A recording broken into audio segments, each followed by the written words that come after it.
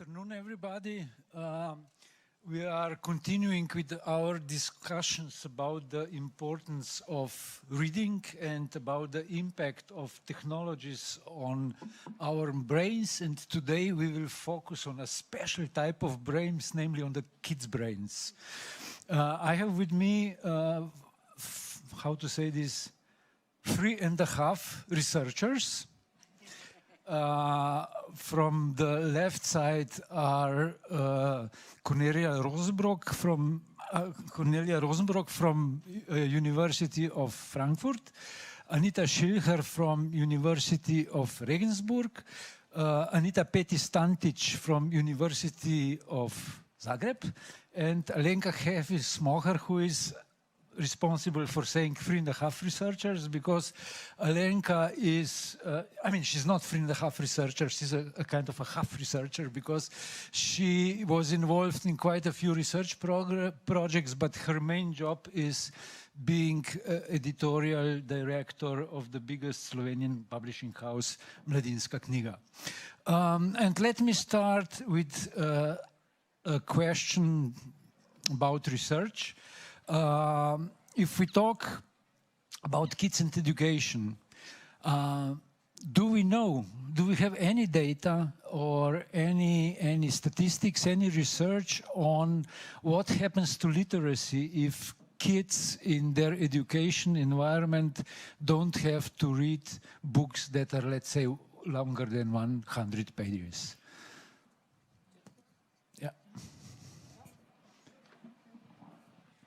Well, it was a PISA study which gave us data about this 100-page books which kids should read. And as far as I know, we don't have about this 100-page limit any more research. But we know a lot about literal socialization of kids. There's a big research area in German discussions since about 30 years about literal socialization. We know that kids have development tasks, as everybody knows. They have to know about their gender, they have to bring themselves in distance to their parents. They as well have literal development tasks. And this literal development tasks for kids in the late childhood, up to 12 maybe, is to get autonomous with their reading. So not to be depend from parents or teachers who say read this and that, but to be able to fulfill or to satisfy own belongings and needs in literal spheres, areas. This must be done at the end of the childhood, because after the end of the childhood, kids must be able to learn from texts. Before, they learned reading, and afterwards they use reading to learn. That's, well, the frontier is not in that way strict, but that's a jump from childhood to youth. And in youth, they need an autonomous reading habit to learn, to handle, for example, with multiple documents, with internet documents which have a lot of pictures and graphs and parts of texts which are connected. They have to connect them in their brain. So this is really this asks for more reading competences than in childhood. And from all that studies to literal socialization, there's a big evidence to say in childhood, kids have to learn to read linear texts. If they don't learn that, they don't develop their reading fluency, and as well they don't develop strategies such as connecting contents, and to build complex mental areas or scenes or a complex mental world.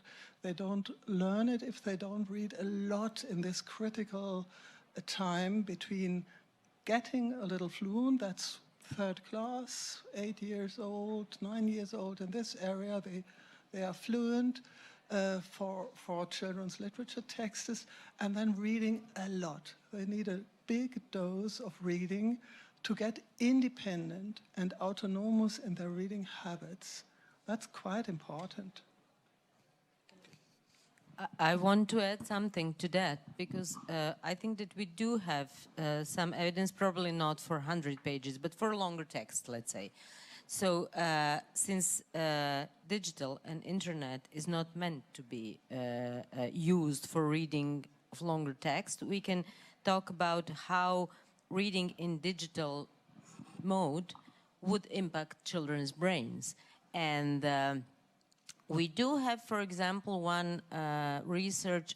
First of all, there is a research in eCost, one of the cost actions that was dedicated to that, that showed that when you read the same text, you know more about that, and you can talk more about that if you want. But when you read the same text, absolutely same text, in digital and in printed version, you memorize less, you are able to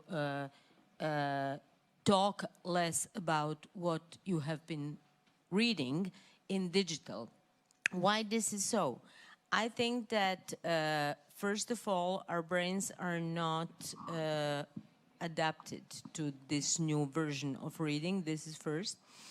And then the second is because if we do not develop very early reading circuits in our brains, in reading classical text, they just don't develop. So this is opportunity missed, I would say. We do have also some other things that we can add to this. This is, for example, we have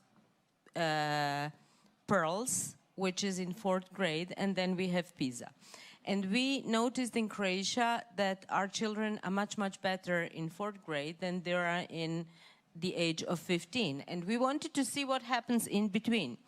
So what we did a research with 2,000 children in Croatia. Croatia is not that big country. And what we did, we took some texts, explanatory and literary text, for this research from already published Pearls investigation, and gave these texts to students in 6th and 7th grade. After the, I would say, 5 years, that digital use has been much, much more implemented altogether, not just in Croatia, than everywhere. Because if you look back, think about the world 10 or 20 years ago. Nobody just used this digital that much. So we have huge amount of hours spent in digital surrounding now. What we have as a result is that 6th and 7th graders perform 20% less than 4th graders 5 years ago. I would say that this is maybe not direct and indirect, but sign of what happens if we are not reading and not used to read any more longer texts. My question would be, what can we do? What can we do? So I would, add something to what Cornelia Rosebrock said. We know in German research from Pearls, we know that many texts that are read are actually shorter than 100 pages. So 100 pages is a long text, it is a short text. And I think that texts are getting shorter because we have bigger heterogeneity in our classes, so you can't read 200-page book with the whole class, because there are many children that have language problems, that don't have the fluency to read these books, and so teachers would pick shorter books in order to get everybody to read the books. And this is probably a problem because children don't get used to read longer texts, and they don't get the self-esteem to be able to read these longer books. And what we know from research is that time is always crucial. The more you read and the more often you read and the longer you stay with your texts, the better you learn reading. So if we drop reading longer texts, we also drop staying at a text, concentrating on a text to develop long-term memory for the figures, for the plot. And so I think, yes, we should foster reading longer texts at school because it's another form of reading. Yes, maybe I should add some facts.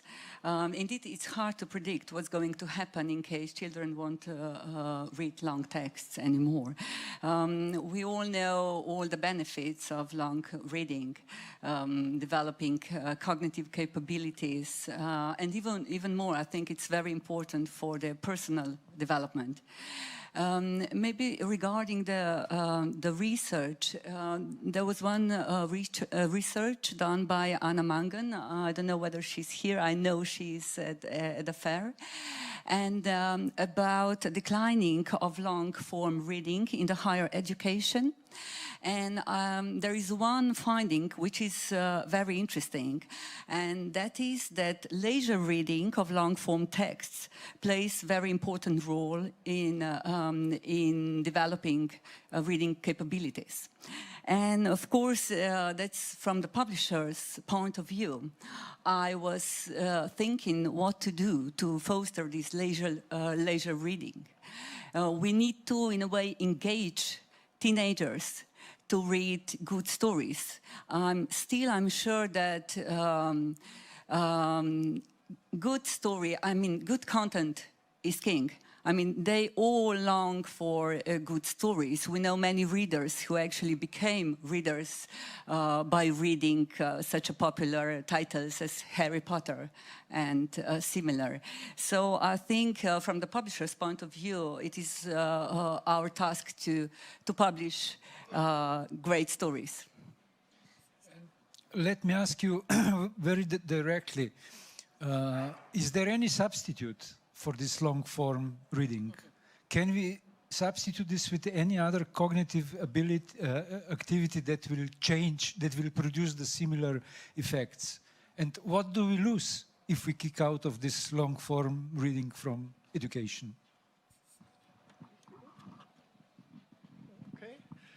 Is there any substitute? I think for adults, if you are a good reader, and have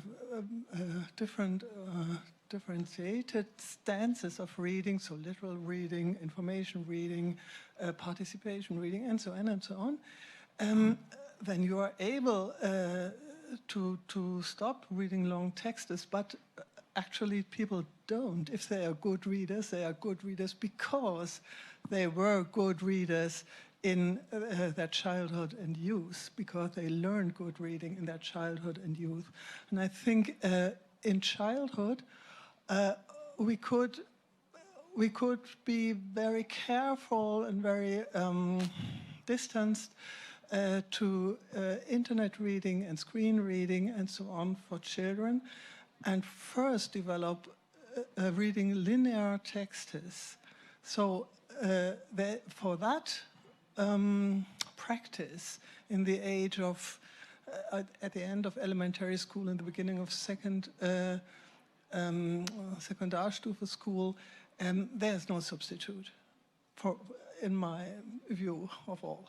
we can't give that up, because reading is a form of supported thinking, and with long books, it's a very differentiated thinking. And if you don't do that, okay, you won't never be a good reader. Okay? I think that's the educator's perspective, but the children's perspective would be that from audiobooks and from series or from media, there is a possibility to fulfill one's needs. So as an educator, I would, share this perspective. But if you ask children, they tell me, yeah, I like to listen to audiobooks, or I like to see series on Netflix. And some needs that usually or formerly were fulfilled with reading are now fulfilled by other media.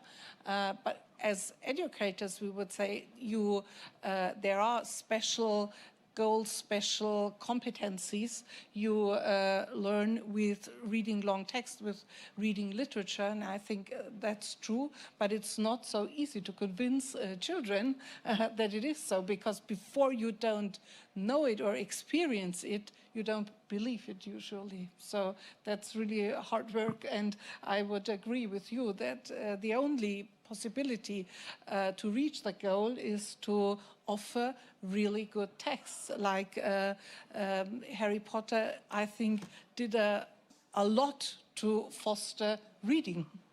And I'm not sure, but sometimes I'm thinking whether we had, quite strong results in PISA in 2006 because of Harry Potter, because this was the time when, I don't know, half of the children read 7 books of Harry Potter, and then we had the films, or we had the movies, and you didn't have to read it in order to get to know what's the content. I would add something more to that, because it seems to me that there is no alternative. What would be the answer to my previous question, what can we do? Because I absolutely agree that not everybody sees it that way. We do, but those who have the problem don't see it, and they have no idea what they are losing. We know. So we started to think, because we are also a small country, Croatia. Croatia is huge, actually, in comparison to Slovenia. Double. So what can we do? And we started 2 projects with an aim to bring them to this position that they would want to read longer texts. Because if you do something and publish good novels, but they have no need for these novels, what can you do? So first we are working with pediatricians in the project Born to Read, to make them believe something that we educators believe, that reading is human right and that reading is question of public health, because it is the same way as it is brushing your teeth or doing something else. So question of public health in terms of developing your brains, as you said before. So this is the first project. We published books. They talk to children. They talk to parents, first of all. And then we wanted to catch those in high school who stop reading, so to say, or they have to do some home reading directed by school, and they have no time, no wish, whatever, to read something that they would like to read. So there is a project going on for some time, Reading in Focus, especially for high school students, where publishers are publishing books that high school students in other countries like Germany, Finland, France chose and awarded as the best books of that year.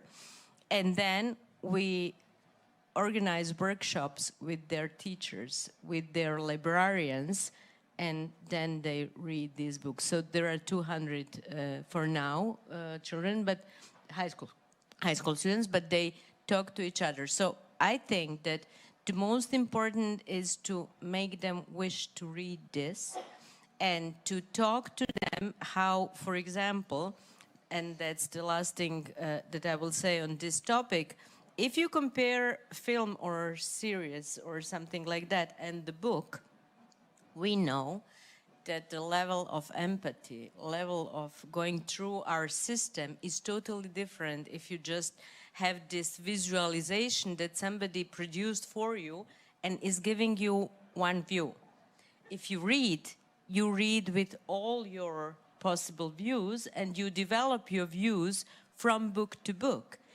If you never did that and enjoyed in this, you have no idea that you will lose that because you never had it. So I think that we have to produce need for reading longer text. That's what we are trying to do. In my opinion, I think it should be something what not only education should do and foster, it's also the task for the society on the whole.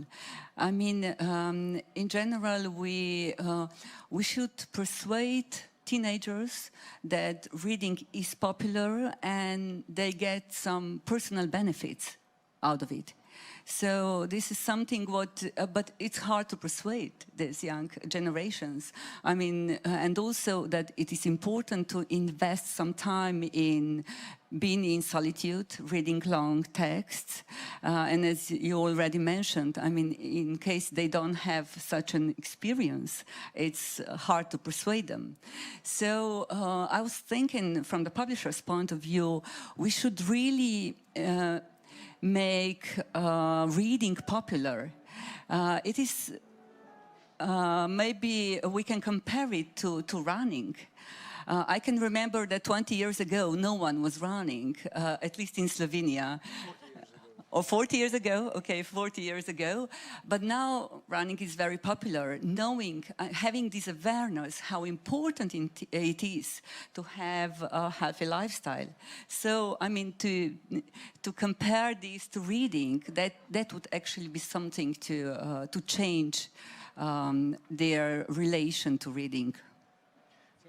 If I use a kind of forget about running and these things. If I use a kind of a culinary metaphor, should we say that TV series, Netflix series or audiobook is a kind of an Apfelstrudel and book is a very healthy salad? Would that be a good comparison? And how to?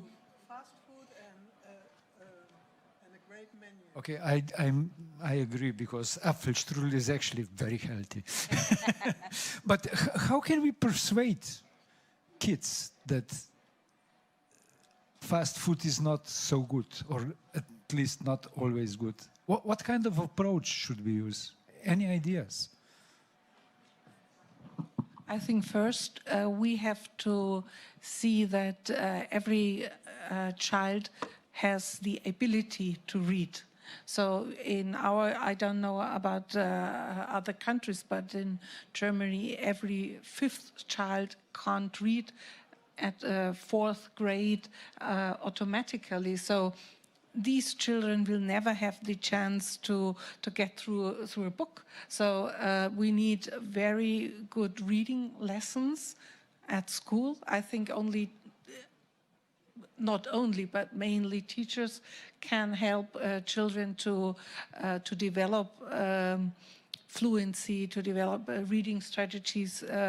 And if these skills, techniques are developed, it's much easier. And in my opinion, reading should also play a bigger role at school. So for example, Hamburg introduced a reading panel every day, 20 minutes, 25 minutes in the morning, and they had success with this reading panel. So I think there's no other way, because we can promote reading, but it depends on where parents come from, how society is put together, and it's always easiest for academic parents to foster reading at home, and it's very, very hard for example, for parents who don't speak German. They can do it in their own language,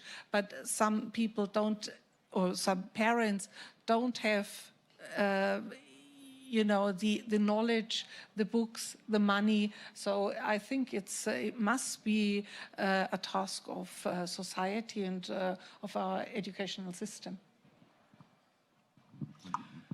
Yes, well, that's true, and we need more time for reading. Andreas Schleicher, who is head of OECE PISA studies, just said some weeks ago, or showed some weeks ago, that the most industrialized countries had a decline of reading competencies between 2000 and the study 2016, with data from 2016 and 2016, it went up, or even it went down. In Germany, for example, or in Turkey, it went down. And he compared that with social media. What social media we had in 2005 or 2006? Nearly no. Or with the first PDF as a standard, or with coming up iPhone, and so on and so on. So nowadays, everybody is always connected. I think there's no person in this whole room who has not a smartphone with her or him. Okay, and she uses it. Okay. And so this is a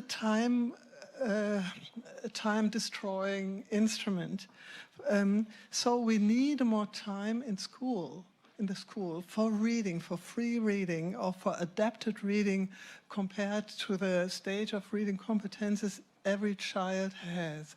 In Hamburg, we had this reading panel Anita Schilcher just mentioned, which has a good outcome. So we had increasing competencies and comprehension with the children. And the idea is that every day there are 25 minutes, that's not much, but there are 25 minutes, whole school changed for that, to have 25 minutes for every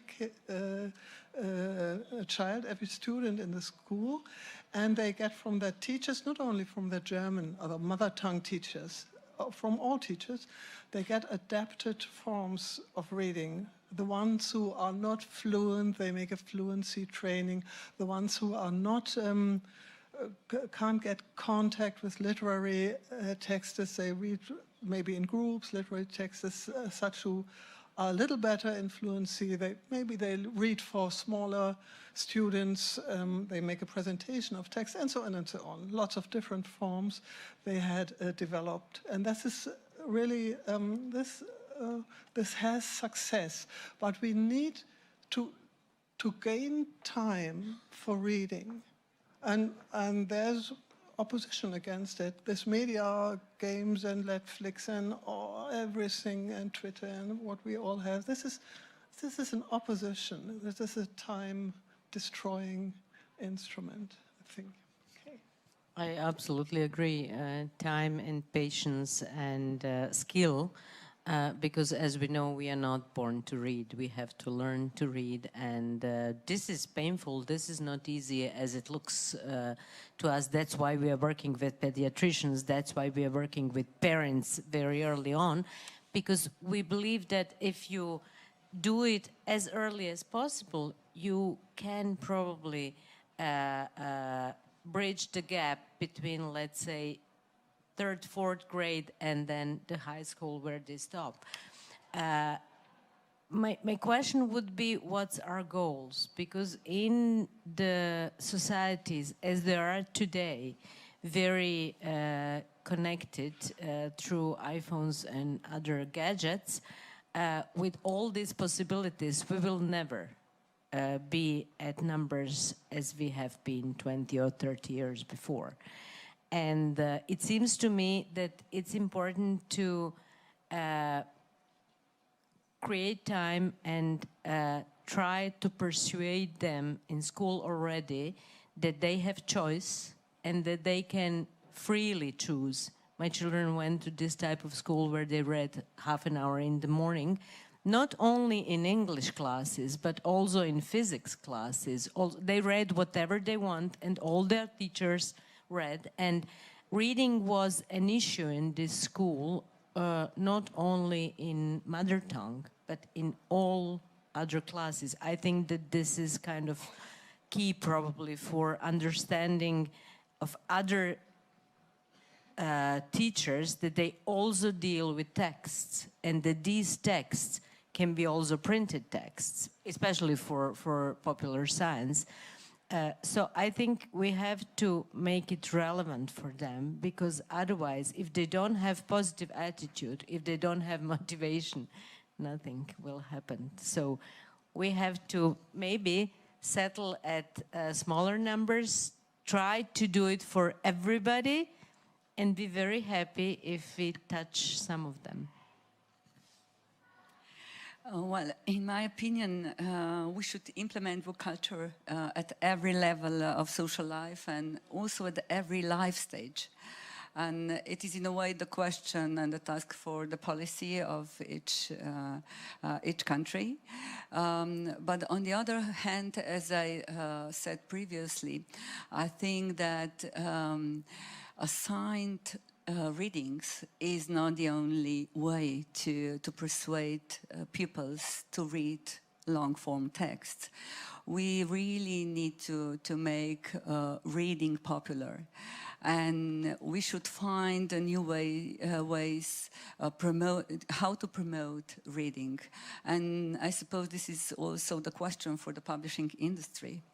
It's also something what we will need to do in case to survive in a way. It is an industry, so and we are asking this question ourselves all the time. This remains €1 million question. I assume we didn't answer this, but let me ask you one more thing, a little bit more political for conclusion of this talk.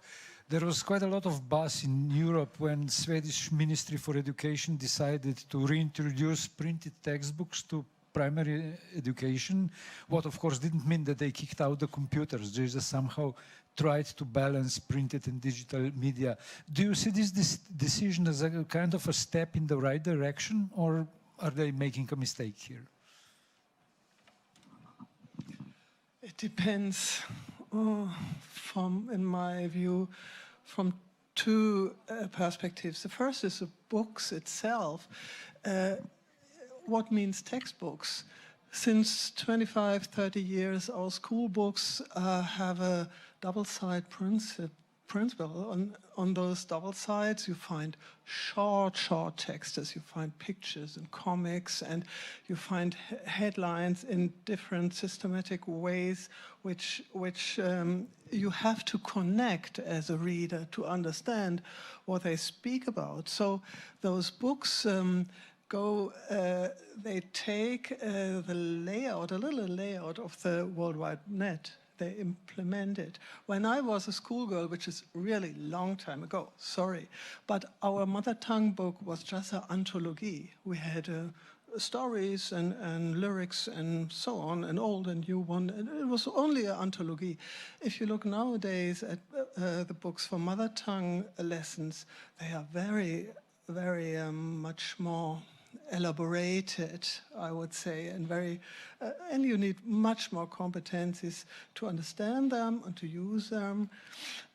They are not, in my opinion, they are not ready to teach children to read linear and continuously and concentrated, because they are like mosaics made from different small parts.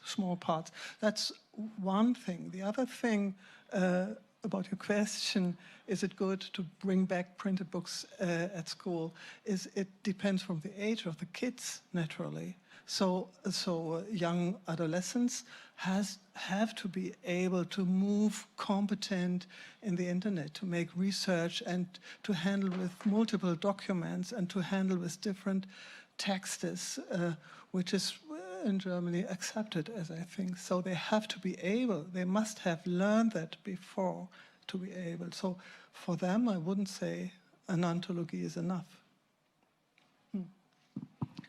And as for smaller children, I'm always a little bit more focused on elementary school. You will find a lot of apps that foster reading, that give feedback immediately after reading aloud, for example. So we should use these means to foster reading. I think a hybrid solution is always the best because we have this media turn and we can't make it vanish or something. And for example, one aspect that is very important for me is that literature fosters empathy. If you don't develop empathy for a figure in literature, you won't enjoy reading.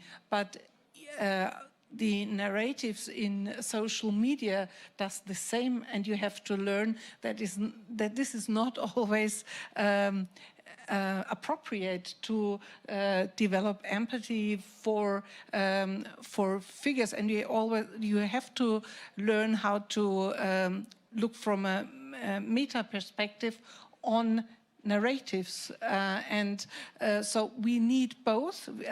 We need literature to enjoy empathy, to live with Harry Potter in Hogwarts, but we also have to teach children that this is also a means for promoting political ideas, for example. And so reading competency has a lot of different aspects, and each aspect has to be addressed by education. So I think both. We need both, and we have to look at the goals and select the right media for each goal. To me, there is no question. I absolutely think that this is a move in the right direction, because I don't see that Sweden is going to be without digital in schools. I just think that they are going to replace what was in past 10 years, not in past 20, but in past 10 years, transferred to digital, back into printed, because they read the recent research that shows that brain is not going to be developed the same way, that the long-term memory is not going to develop in the right direction. So I think that this is what they're doing. I'm comparing this, for example, with, I was thinking when you asked us this, probably, let's say, healthy food, not super healthy, but healthy, just normal healthy food as it was 20 or 30 years ago, and today. Today in supermarkets and everywhere in big cities, what we have food as it is. We have no idea who produced it, how good it is, blah, blah, blah. We know it's sometimes better, sometimes worse. But this is surrounding us everywhere. Digital is surrounding us from all angles. So we have to make space for something that's not digital. Like we have to make an effort to find healthy food. That's, for me, this is the metaphor. What they're trying to do, in my eyes, is this. Trying to find place, time for something, whatever in educational system, for something that we know is doing us well, but we just forgot it. So for me, this is absolutely plus. Well, I found it brave. It's a brave decision, a decision showing that they are aware of the benefits, reading on screen, learning on screen, comparing to learning from print textbooks. But on the other hand, we know what's the reality like. I mean, the language of the teenagers is based on digital devices. They have digital devices in their pocket every minute. And we need to find a balance. between digital technology and digital learning resources and print resources. But for sure, we need to keep print textbooks in the school. And I believe that the future of education is going to be hybrid, but we need to prepare teachers to make a shift in their heads, to use digital learning resources so that this is going to be effective, to fulfill some learning outcomes. And on the other hand, I think we should take care that computer industry won't enter the field of education. It's something what we should keep safe for general good. Okay, thank you. I somehow exhausted my questions, so I will do this in all democratic manner and ask if there is any question or comment from the audience. No? Yes. Well, thanks for all these insights. I have to admit, well, I'm an avid reader myself, but I'm working in kids media in general, so it means books, films, everything which is out there for kids. And I have a little trouble with saying, well, this one is better than the other one. So, of course, in films, you have very, very good and rich films, but you also have fast food. So it's the same on all platforms, and I'm not thinking that it's helpful to say this one's bad and the other one's good.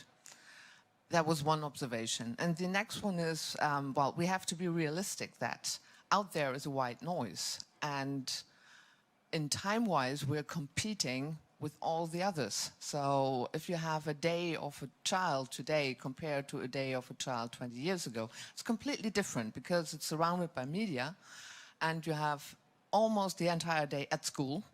Then you have all these extra activities, and then you have games, you have TV, you have the streaming, you have this, that.